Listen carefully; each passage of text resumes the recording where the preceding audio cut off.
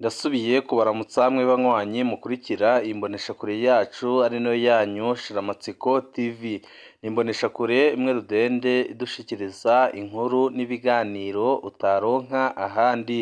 Uyu ni umwanya w'amakuru agezweko ari kuvugwa ngaha mu gihugu c'u Burundi, aho ino mboneshakure yacu ari no yanyu Shiramatsiko TV ibategurira amakuru ahambaye cane aba ari kuvugwa mu bisata bitandukanye, aho twibanda cane ku makuru aba ari kuvugwa ku gateka kazina muntu, aba ari kuvugwa mu butungane, aba ari kuvugwa mu cibano, aba ari kuvugwa ku mbuga ngurukana bumenyi, aba ari kuvugwa muri politike ndetse n'andi yose mutamenye mwaranyegejwe turatohoza amaze tukabashikiriza ido n'ido.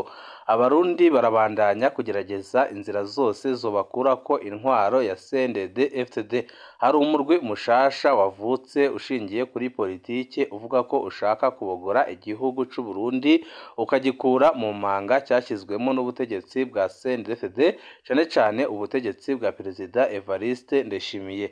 Turabivuga ko mu ido n'ido ry'amakuru turaza no kubabwira urupfu rubabaje cane kandi ruteye agahinda rwababaje abarundi batari bake, aho bahereye bakuraho amaboko ubutegetsi bwa Perezida Evariste Ndayishimiye kubera amabi atagira izina ariko arakorerwa abarundi, kandi bikaboneka neza ko aba ariko arakorwa n'abajejwe intwaro cyane abakomoka mu mugambwe uri ku butegetsi CNDD-FDD. Nabyo nyine muraza kubikurikira mu ido n'ido ry'amakuru.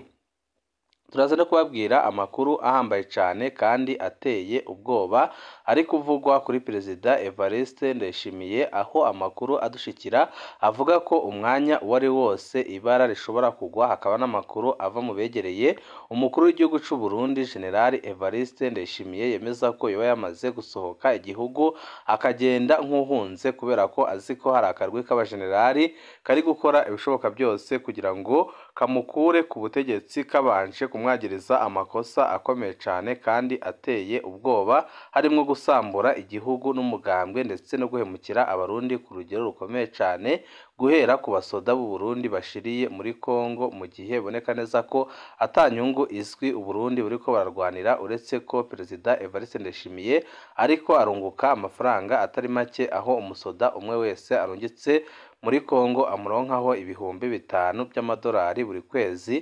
Ayo akaba ari amafaranga atigera ajya mu kigega cy'igihugu, ahubwo ajya mu mufuka wa Perezida Evariste Ndayishimiye.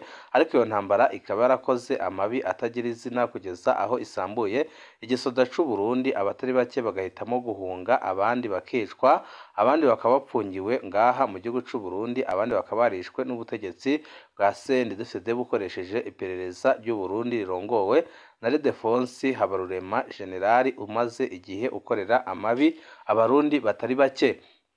Ni byinshi twabateguriye tugira ngo tubashikirize, wecu usabwa nta kindi, niba ukunda amakuru n'ibiganiro tudahwema gucisha kuri n'umuyoboro wa YouTube Shiramatsiko TV, ukaba utarapyonda kuri sabone, akandi karyo keza ko gupyondaho kugira ngo uko dushizeho amakuru n'ibiganiro bene nk'ibi ujye uba uwa mbere mu gushikirwa nabyo.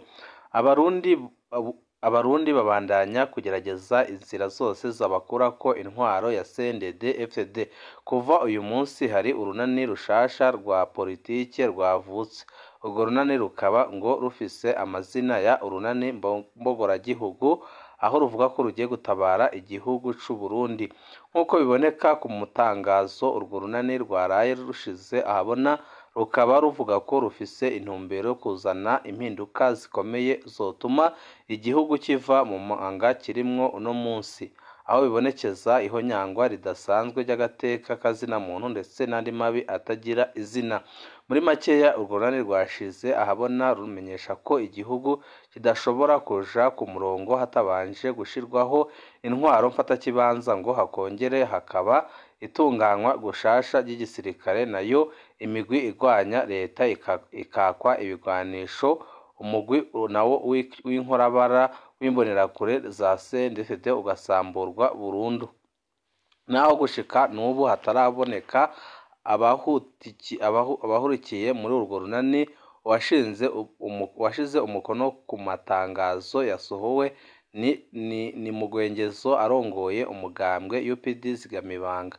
Nayo muri iryo tangazo bakaba bamenyesha ko bazatanguza ku mugaragaro ibikorwa byarwo kuri uyu wa kane igenekerezo rya mbere Nyandagaro 2024, aho bavuga ko bagiye gukora ibishoboka byose bagatabara igihugu c'u Burundi cyamaze kwinjira mu manga ikomeye cyane ikomotse ku butegetsi bubi, ubutegetsi budakorera abenegihugu ahubwo ubutegetsi bushaka kugumya bupfukamye mu nda abarundi.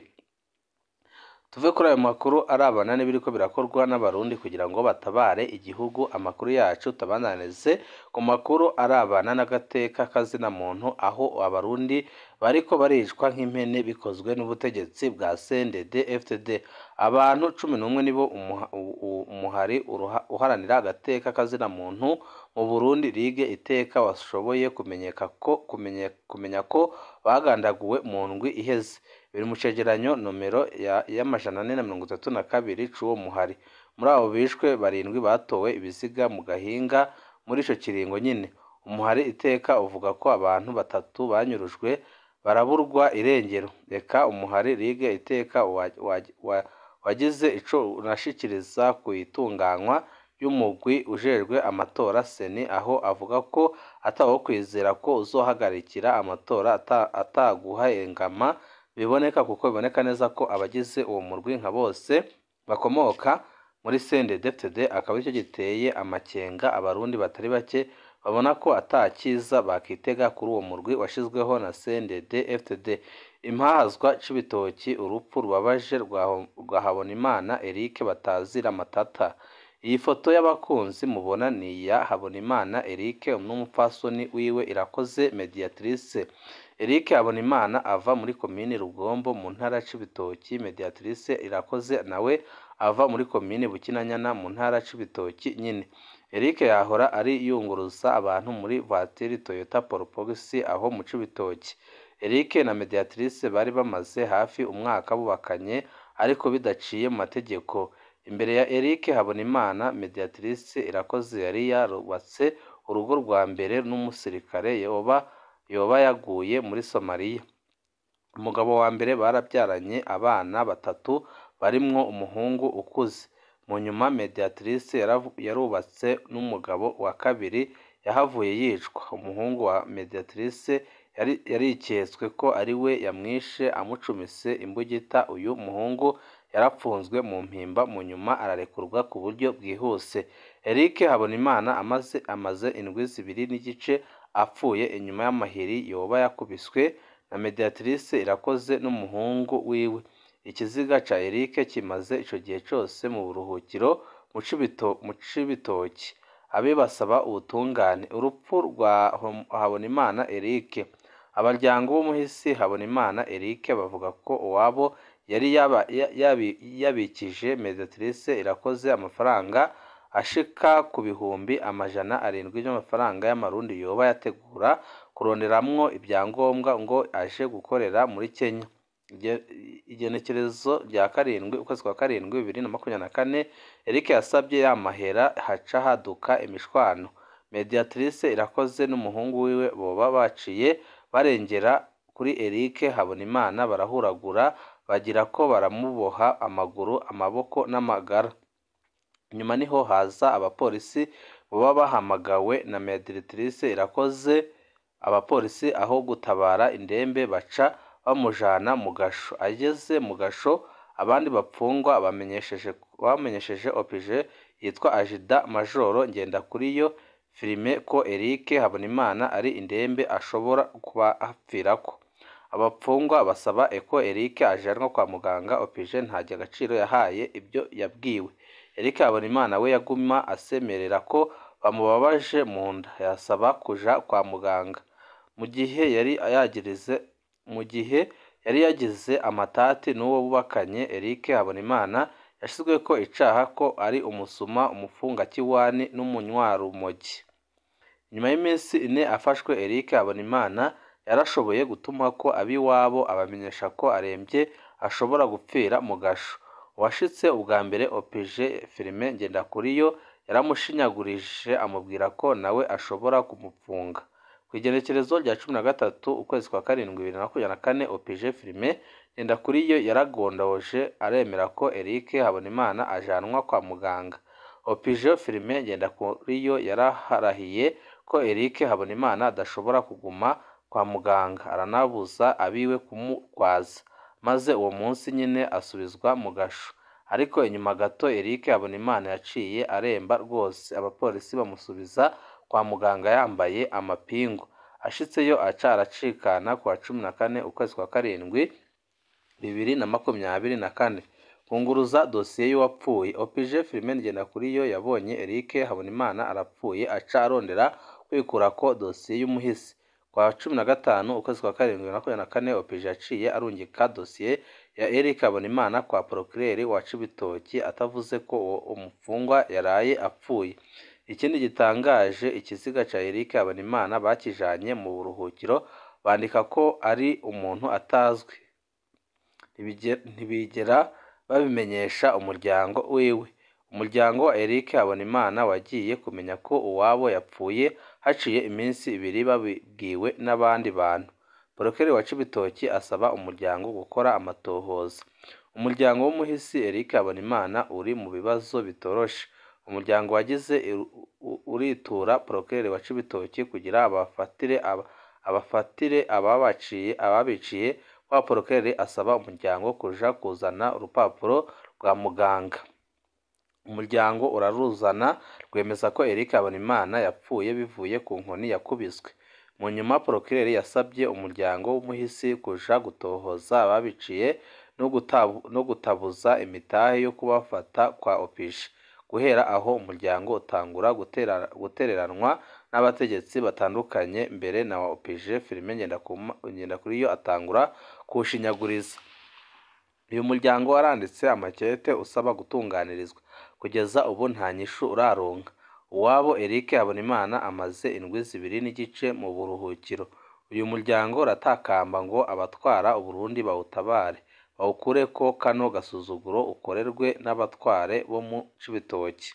Umuryango usaba ko mediatrice Irakoze n'umuhungu wiwe bakurikiranwa ku kuba barabiciye uwabo.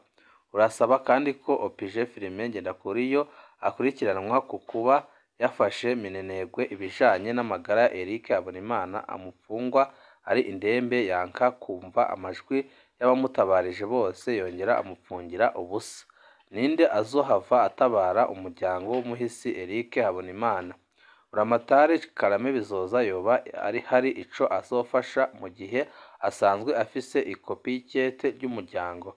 Procureur General de la République yo kumva kano kamo agategeka abo atwara mu Cibitoki. Umushiranganje Domine Banyanibona yoba agiye kumva kano kamo mu gihe amaze igihe atabazwa n'abarundi isinzi, ariko bikaboneka ko ataco bimubwiye kandi bikaboneka ko ataco ashobora gukora ndetse no guhindura.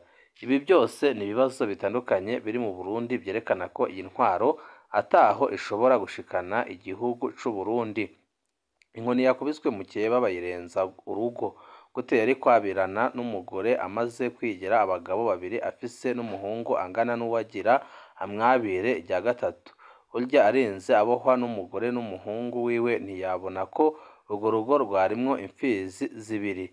Inkuru nk'iyi irateye agahinda, yamara isi ntisakaye burya. Kahise ka kera mbere n'akavuga cane kari gakwiye guha iciga abitwa indongozi. Urwo rupfu rurababaje by'ukuri, umuryango urakwiye gushigikirwa. Wabo babuze batanka bakabapfunga abakoze iryo bara. Batarubaka burya dukwiye kwitonda kubo tuzobana gutohoza neza. Ukabyiyumvira ko kabiri, kuko iyo urongoye nabi bishobora kukwankiriza ubuzima canke ukabubura. Ni gute umusore mwiza nk'uwo yabira umugore yagize abagabo babiri? Birateye isoni kandi birababaje. Amakuru yacu tasozereze ku nkuru ivuga ko Perezida Evariste Ndayishimiye yoba yamaze gusohoka igihugu kubera ko yiketse ko bashobora no kumwica canke se agafatwa agapfungwa kubera amabi atagira izina yagirizwa, kandi mukaba muzi ko aho agejeje Uburundi uyu munsi ari habi cane. Akaba ariyo mpamvu amasoko yacu atandukanye atubwira ko yoba yamaze gusohoka igihugu, akaba yamaze kwigira hanze y'igihugu, aho yagiye kwinyegeza kugira ngo agumye arebe uko ibintu byaba bigiye kugenda. Ibihe byiza nibyo ndabipfurije banywanyi bacu.